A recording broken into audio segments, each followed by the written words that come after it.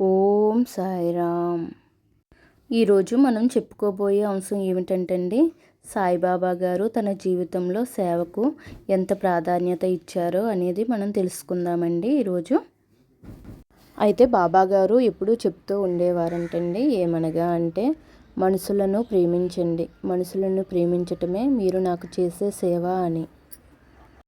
అయితే బాబా గారు ఎప్పుడూ అన్నవస్త్రాలు లేని వారిని ఆదరించేవారు. ఆయన ఒకసారి చెప్పారు, అన్నం పంచడం అనేది గొప్ప పుణ్యం, అలాగే అన్నాన్ని ప్రేమతో పంచడం అనేది మరింత పుణ్యము అని. ఈరోజు మనమందరము మన చుట్టూ ఉన్న వాళ్ళకి చిన్న సేవ చేయగలిగిన అది మనం బాబా గారికి చేసే మహాపూజ అండి.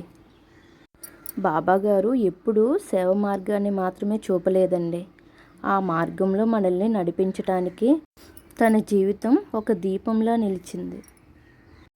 అలాగే మనం కూడా మన జీవితంలో సేవను ఒక భాగంగా మార్చుకుందాం.